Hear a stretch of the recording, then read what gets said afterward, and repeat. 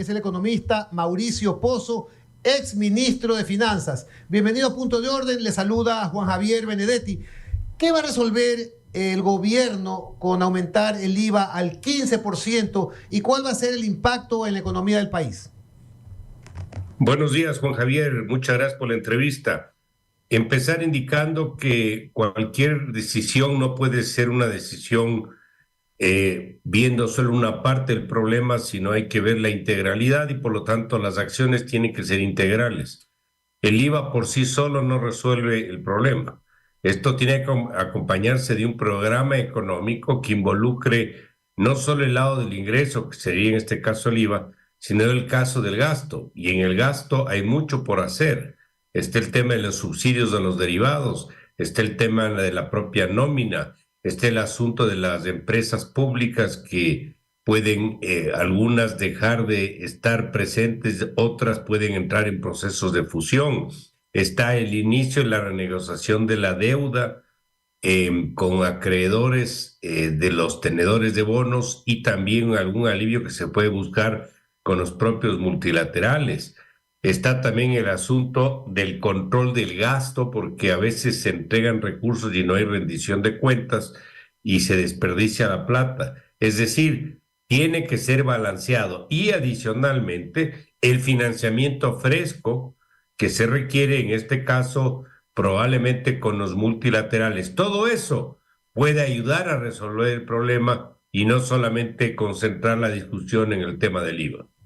Ahora, economista Pozo, sin duda el alza del IVA no va a resolver el desequilibrio fiscal, pero una mejor calidad en el gasto público probablemente ayudaría. Ayudaría, pero no es suficiente porque el problema fiscal para este año es similar al del año pasado. El déficit estimado es sobre los 5.000 millones de dólares y los atrasos que se acumulan superan los 5.000 millones. Esto quiere decir que no vamos a poder cubrir toda esa magnitud de requerimiento, pero sí nos va a ayudar a sortear la situación. Recuerde algo, hay otras acciones que se han producido que le van a dar recursos al Estado. No son permanentes, son temporales, pero le van a ayudar también, solo para recordar, la amnistía tributaria, el aporte que van a hacer las compañías de telefonía celular por renovar sus permisos de operación en Ecuador. Tenemos el aporte que no me gustó como lo hizo la Asamblea, porque ese no es su iniciativa ni su rol, pero finalmente el gobierno va a optar por eso. ¿A qué me refiero? A la contribución de bancos, empresas, mutualistas. Si usted suma todos estos elementos, más lo otro que yo cité, sí va a llegar a una cifra, yo diría, sobre los 6 o 7 mil, que si bien no cubre todo, sin duda le va a ayudar a poder sortear y patear el problema para adelante. Pero los temas de fondo tienen que abordar, porque si no vamos a estar hablando lo mismo el próximo año. ¿Cuáles son los temas de fondo? Reforma a la seguridad social, tamaño del Estado, tamaño del gasto, el tema de los subsidios que son permanentes. Esos son los temas de estructura que tenemos que preocuparnos y abordar. Economista Pozo, bienvenido a Punto de Orden. María Sol Pons le saluda. ¿Cómo explica usted desde su conocimiento y su experiencia que la proforma del presupuesto general del Estado se haya planteado con un incremento del gasto un 9% en esta situación de déficit y escasez de recursos que usted mismo menciona? Bueno, ahí tenemos un problema. Yo no estoy de acuerdo con que se haya realizado una proforma en esas condiciones, pero yo le voy a decir algo. No le dé mucha importancia a la proforma y le voy a decir por qué. En primer lugar, las últimas 3 proformas enviadas a la Asamblea se terminaron aprobando por el Ministerio de la Ley, porque no se llegó a ningún tipo de acuerdo con el gobierno. Me parece que en esta oportunidad va a pasar lo mismo, es decir, va a entrar a través de ese sistema. Segundo, una cosa es el proyecto de la proforma que se aprueba bajo el mecanismo que sea, pero otra cosa es el presupuesto devengado y ejecutado en la práctica. Es decir, lo que en la realidad, la diferencia es enorme. Entonces usted en la práctica puede estar aprobando una cosa, pero termina siendo otra. Y así ha ocurrido. En algunos casos más bien en la mayoría de los casos de manera perjudicial, porque se ha subido el gasto por encima de lo que estaba previsto. En otros ha habido ingresos que no se produjeron, es decir, hay una distancia muy grande entre lo que se termina aprobando y lo que termina ocurriendo.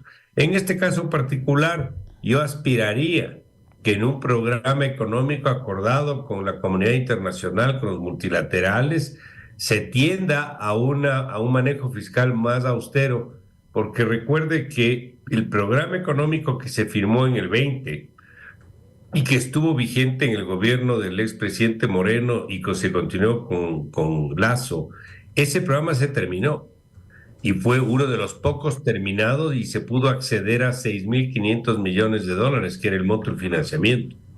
Pero al año, o más o menos un periodo similar, otra vez se desordenó todo y volvemos a lo mismo, lo cual no tiene ningún sentido.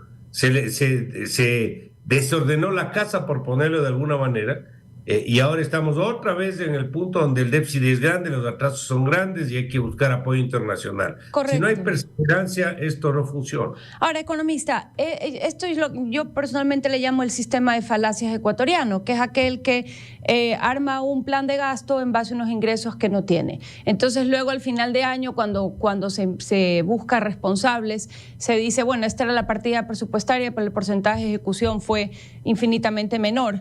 Entonces, ¿hay o no hay dinero en las instituciones para ejecutar sus presupuestos? Uno. Y dos, usted decía el manejo austero de los gastos públicos. ¿Cómo lograr esto en una burocracia que no parece enterarse o empatizar con el hecho de que no hay plata para mantenerlos?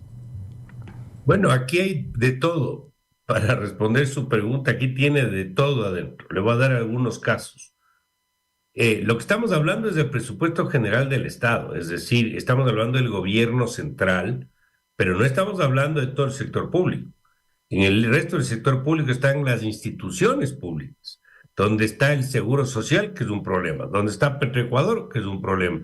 Y lo que estamos viendo en estos días con los salarios de otras instituciones, CNT, CNL, etcétera, etcétera, donde vemos los excesos por todas partes. Entonces, aquí lamentablemente hay que entrar, yo diría, con fuerza política, porque no veo otra, a manejar estos excesos de una manera bastante, yo diría, si caso vamos a seguir mordiéndonos la cola permanentemente y no se va a resolver el problema.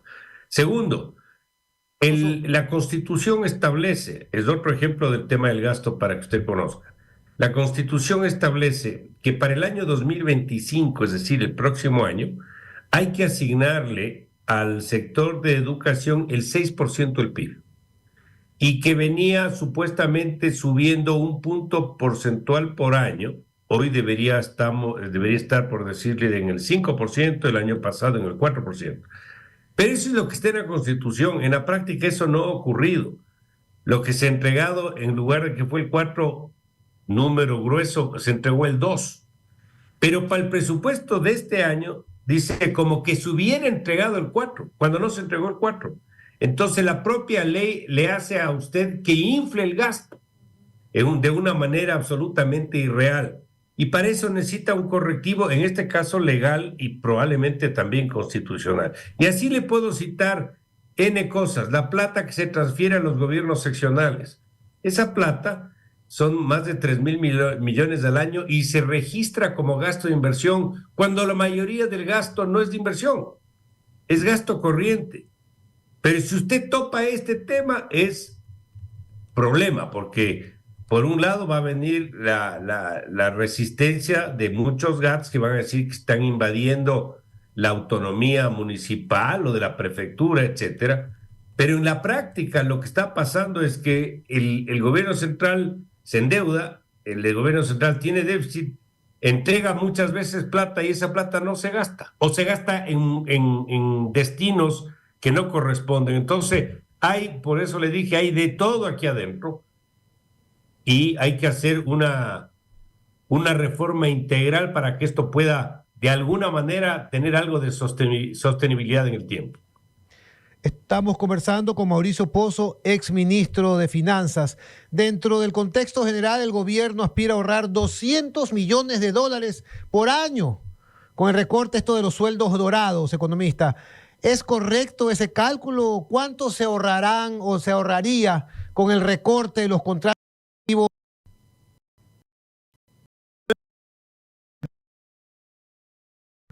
Pero yo le doy un simple número. La nómina solo en el gobierno central son 10.000 millones. Yo le podría casi, a pesar de que el grueso de eso son 4 sectores, es educación, Fuerzas Armadas y Policía Nacional. Entre los 4 son más del 80% de la nómina.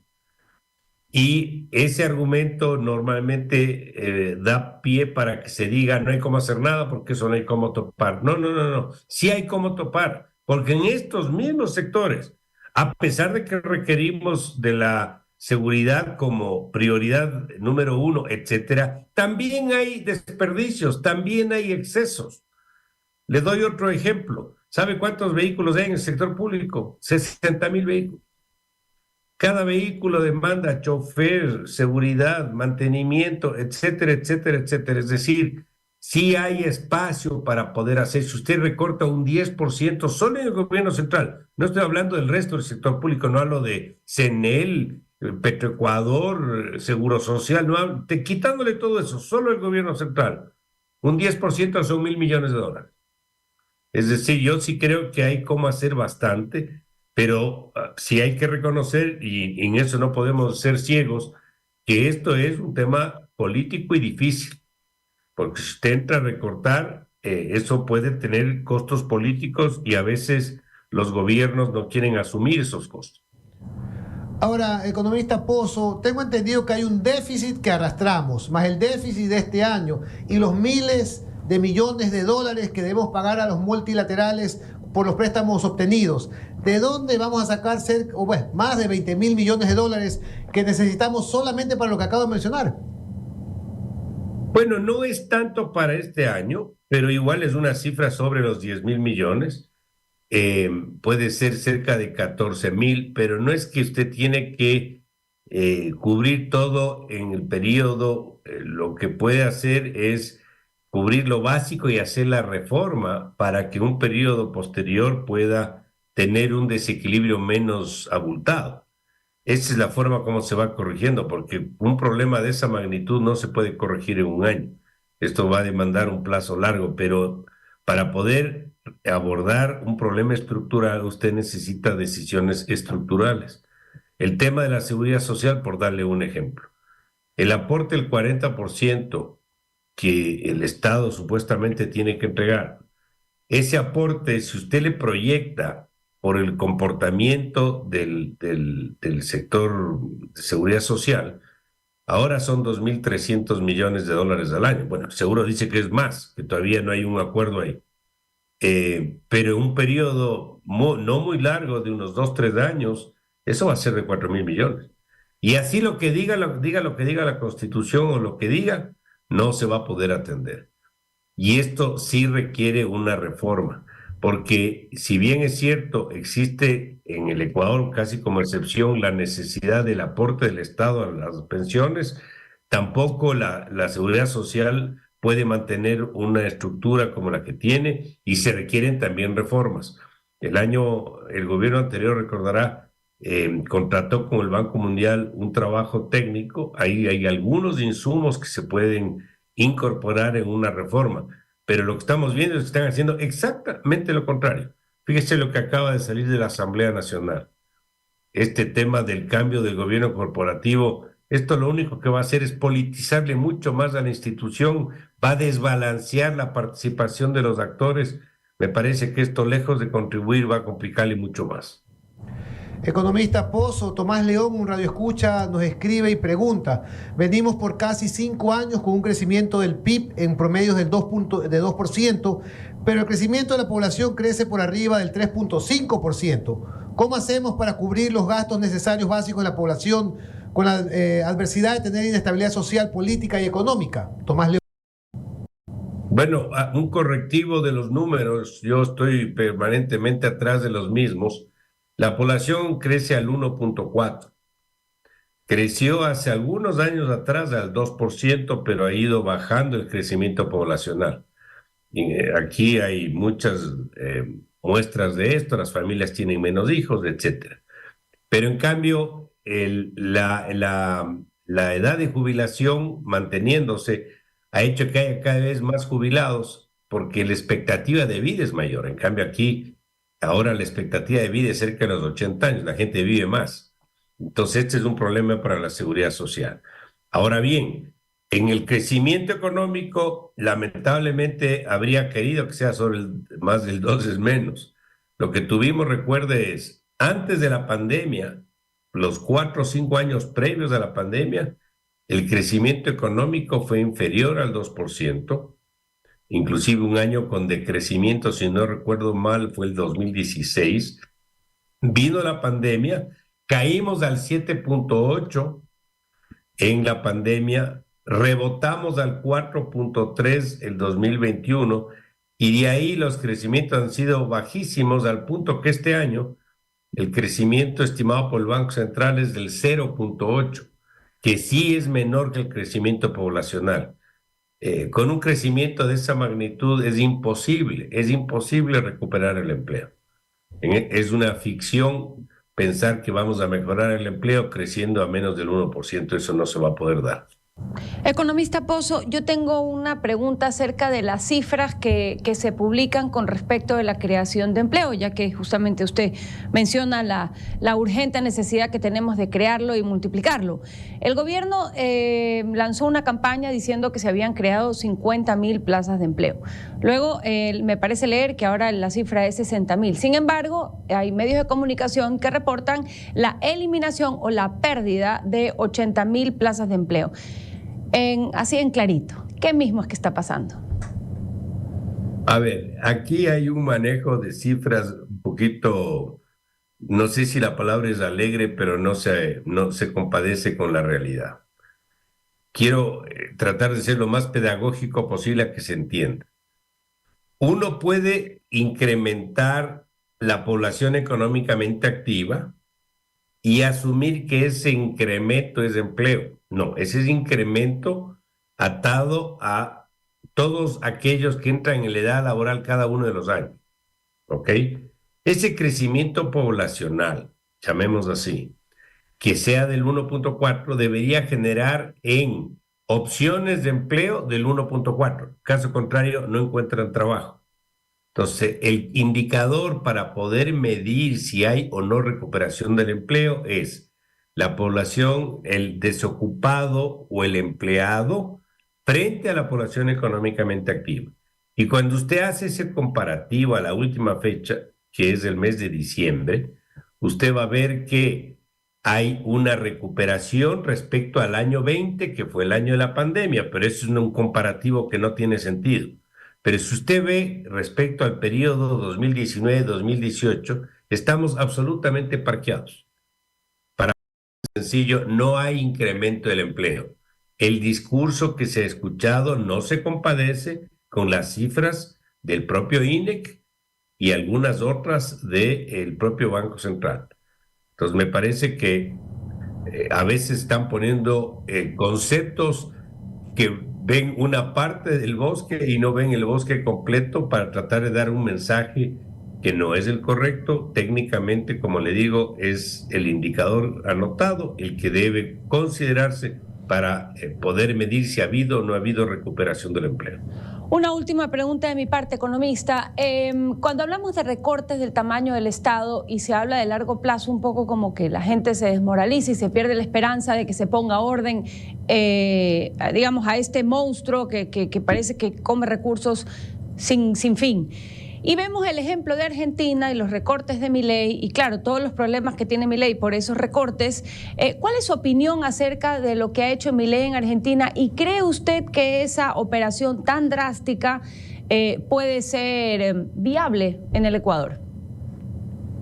A ver, los países son distintos, no hay como hacer copy-paste de las decisiones en otros lados. El Ecuador tiene su propia característica y Argentina algo distinta, pero la verdad es que Argentina ha sido un país donde lamentablemente no se ha visto ni una perseverancia en el manejo de la política económica, ni tampoco una buena política económica, al punto que los resultados están a la vista. Un país con déficit fiscales permanentes, sobreendeudado, con un problema de inflación enorme, sobre el 100% al año, una depreciación cambiaria que les hace perder capacidad adquisitiva, es decir, me parece que es un país con profundos desequilibrios macroeconómicos, sin crecimiento y con mucha pobreza. Ante una situación de esa naturaleza, las decisiones tienen que tratar de ir en esa línea. Puede ser que un resultado de un recorte de la nómina de las instituciones públicas, en el caso de lo que anunció el presidente Milei, le dé resultados, pero eso no podemos juzgar sino en el tiempo.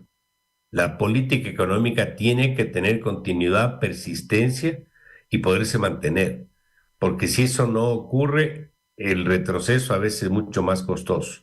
Y para ello tiene que verse también el entorno político sobre el cual están operando esas decisiones. Igual sería en el caso del Ecuador.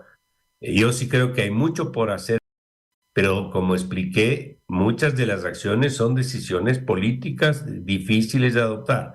Estamos en el electoral y una decisión de esa va a implicar que salgan N personas del sector público, aunque liquidados y todo, a la calle. Puede ser que no esté dispuesto el gobierno o el candidato a adoptar esa decisión.